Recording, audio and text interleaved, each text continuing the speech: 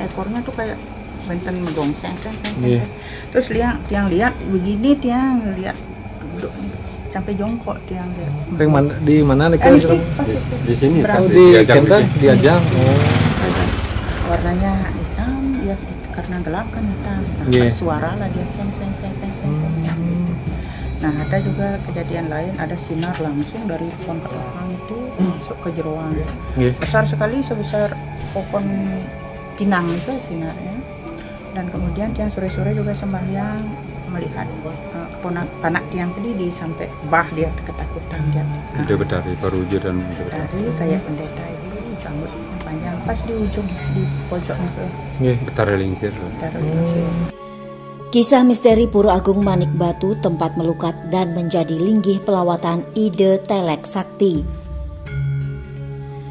Selain pura sebagai pemujaan umat Hindu di Bali, pembangunan pura-pura ini juga memiliki sejumlah kisah menarik dari berbagai penuturan yang menyungsung pura tersebut. Ketika tim Bali Week News melakukan penangkilan ke Pura Agung Manik Batu di areal Subak Kerdung, Banjar Pitik, Desa Pedungan, Denpasar Selatan, ternyata ada kisah misteri dalam pembangunan pura yang tidak memiliki pengempon, namun banyak orang Bali yang melakukan penangkilan di pura ini.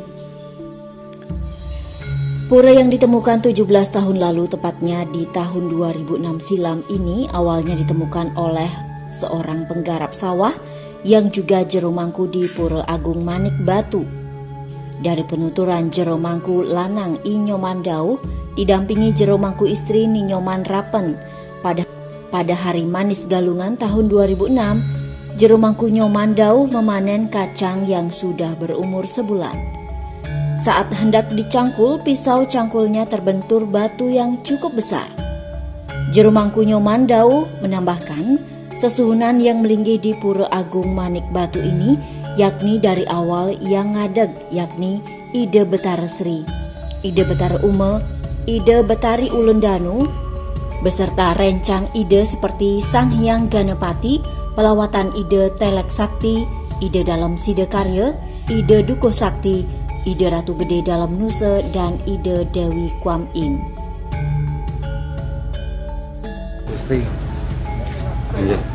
Mungkin sejarah, jadi dasarnya Jejang ini kan penemuan, penemuan sebuah baturan,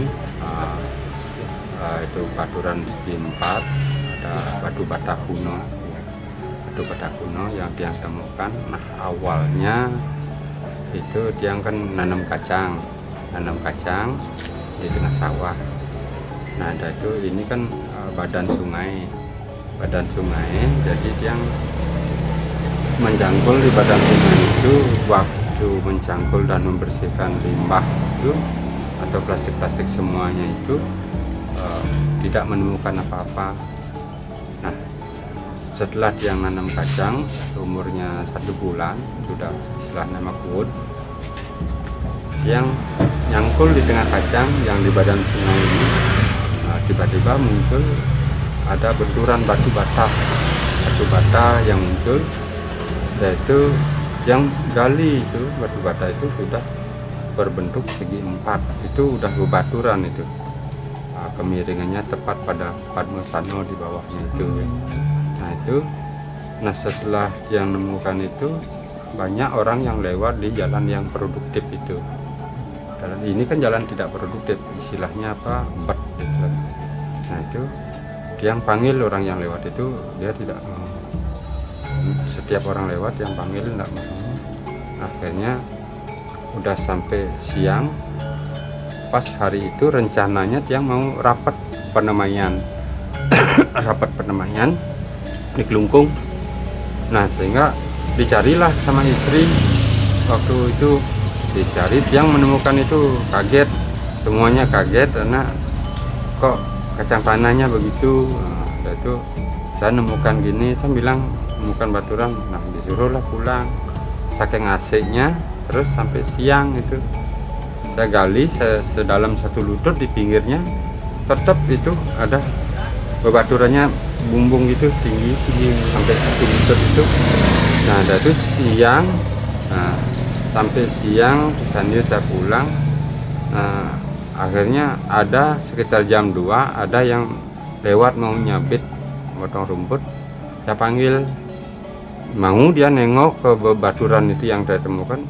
Tiba-tiba dia kaget, terus dia pergi, tidak berani bilang apa-apa, cuman bilang waduh gitu aja, kaget, lompat dia di sungai seberang. Nah, itu lari. Nah, itu saya bingung juga, yang saya lihat hanya bebaturan, tidak lihat apa, entah apa yang mereka lihat saya tidak tahu. Nah, dari sore jam 6 saya di pondok pas sembahyang, tiba-tiba sapi yang saya pelihara itu lepas ketiga-tiganya. Anehnya sapi yang lepas itu biasanya kan makan rumput. Saya kan punya rumput padang gajah di pinggir, di pematang sungai sawah itu.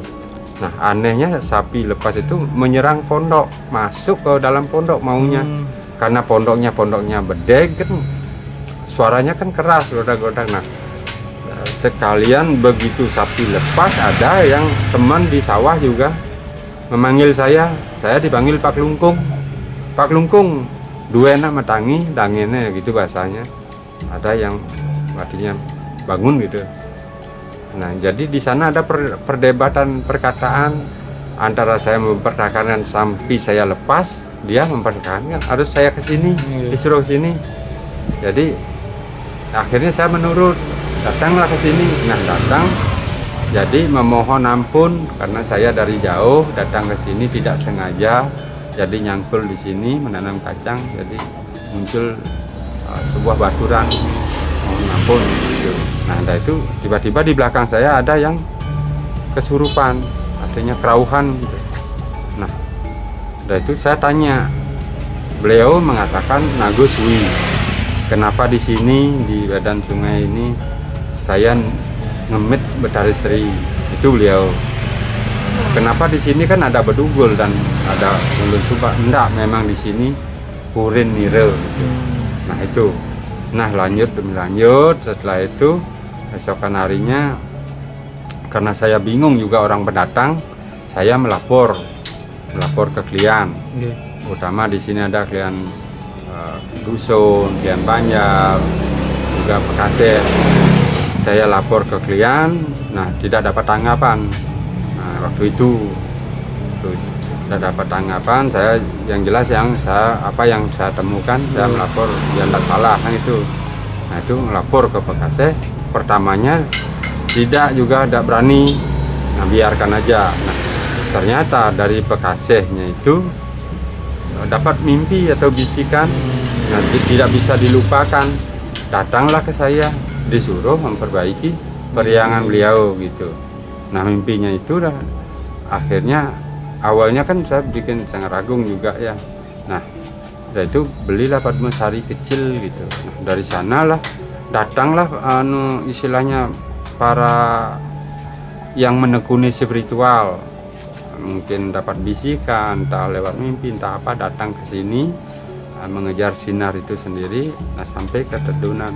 Terus banyak sekali yang datang dari jauh-jauh, bukan dari sini, dari jauh. Ada yang Batu Karu, ada seluruh Bali, ya seluruh Bali banyak yang datang ke sini mendapatkan bisikan. Akhirnya ada yang istilahnya mesesangi, istilahnya merajikan periang itu.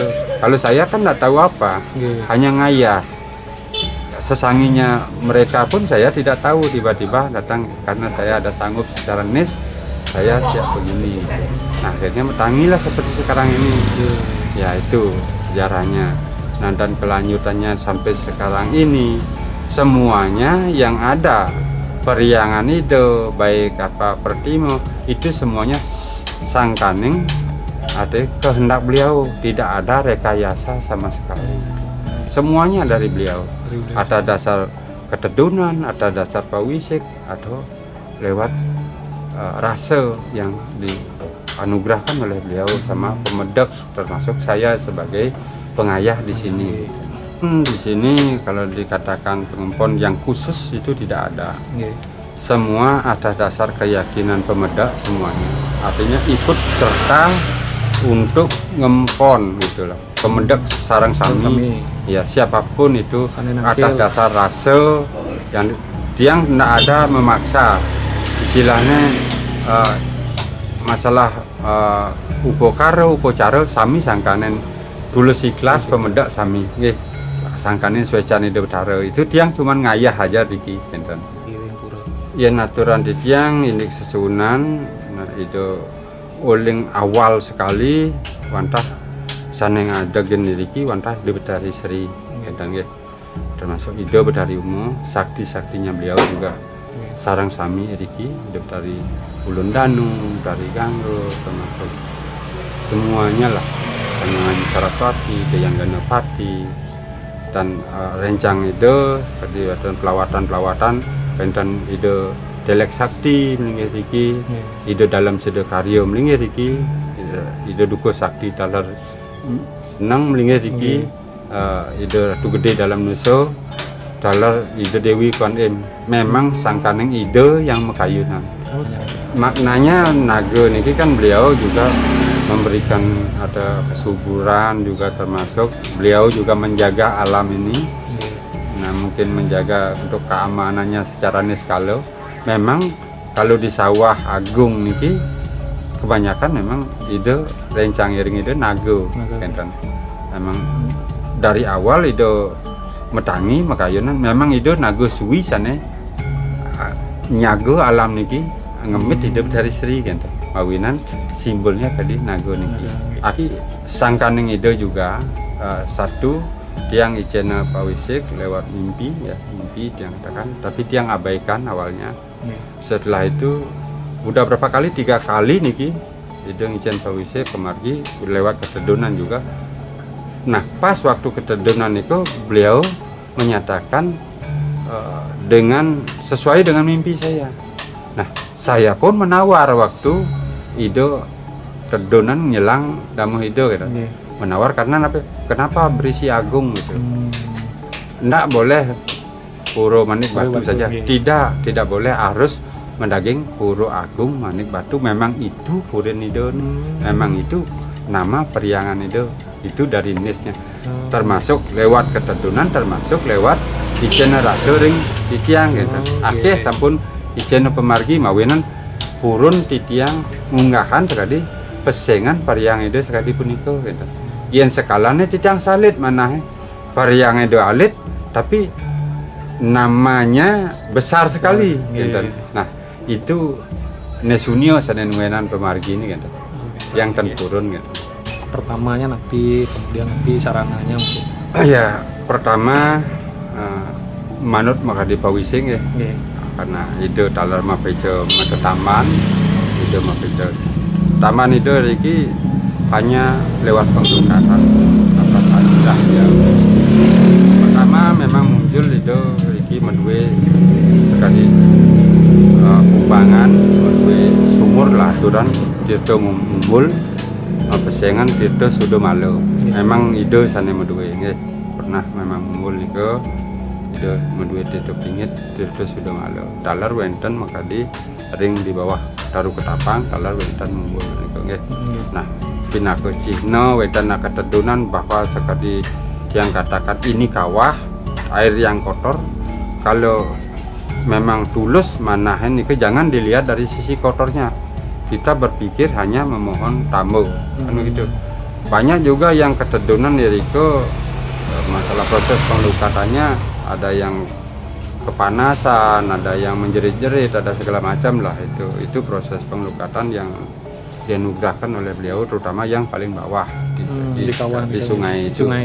Nah itu pada pancoran 3 itu saktinya hidup dari Brahmo itu 3 kali pengelukatannya itu dilaksanakan. Habis itu penugerahan hidup dari Sri kemargiang mulai dane mangku istri ya lewat puja-puja juga ya.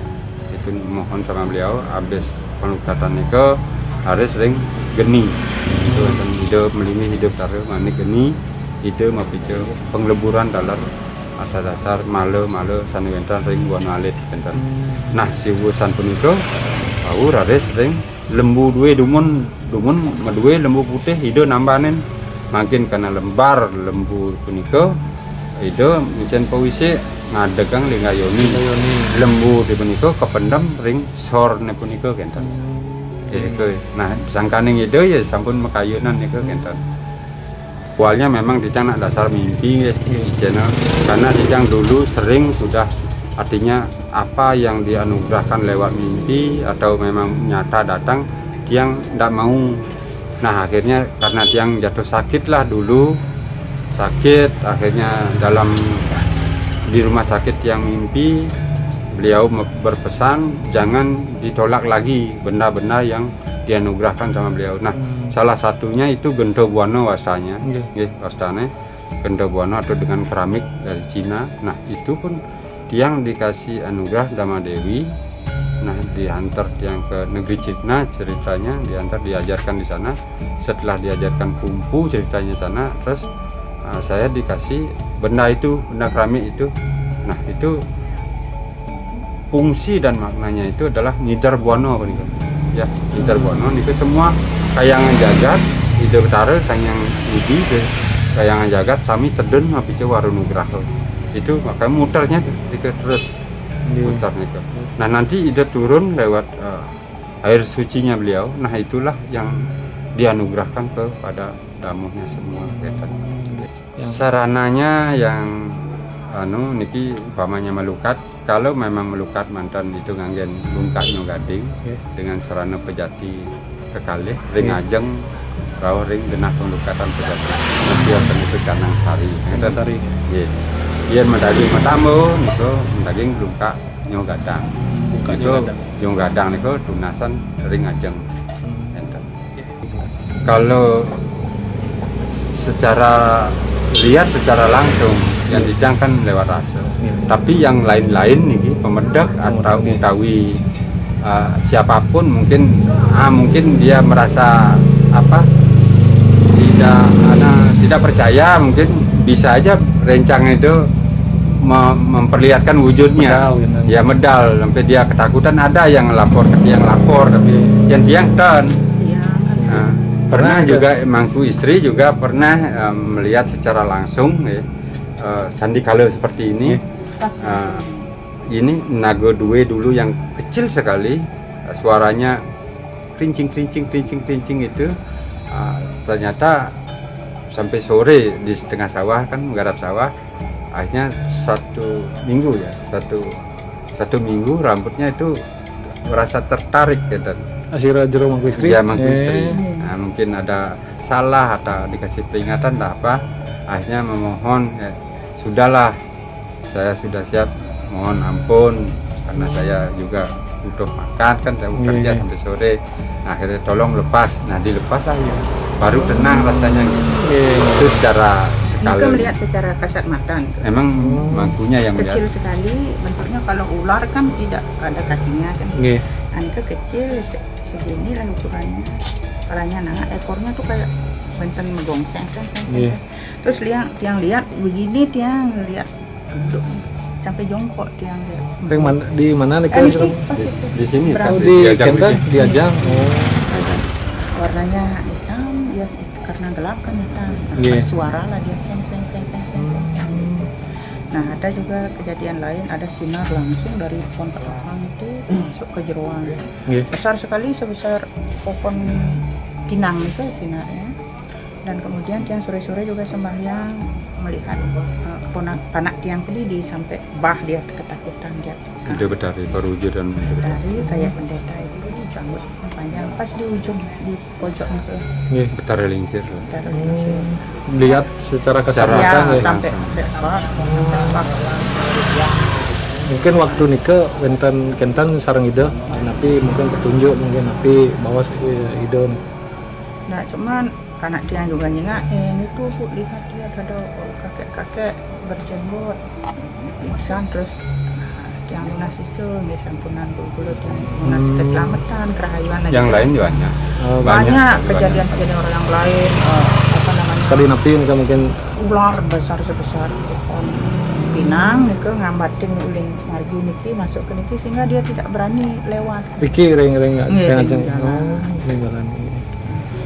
nah lagi lah kejadian yang aneh-aneh seperti itu, tapi yang paling dominan itu pelaku spiritual yang menekuni bidang spiritual, saya suka meditasi, katanya di sini tuh telaga yang banyak pohon kunjungnya teratai. Nah, Tiang pun pernah juga di sana di Ketapang, Tiang masukkan ke kepalaan record yang meditasi. Tahu-tahu badan Tiang terangkat kayak mengambang ke atas, awang-awang begitu. Lagi pas di sana. Waktu meditasi ya? Ya, tapi Tiang pakai sawasana tidur Tiang karena Tiang meditasi duduk itu tidak kuat. Tiang terlentang, sawasana lah pakai Tiang. Nah, terangkatlah badan Tiang tuh sampai di awang-awang Genten. Tuh masih sepi kan, sepi kalau sekarang kan sudah ramai. Nah, niki kan harusnya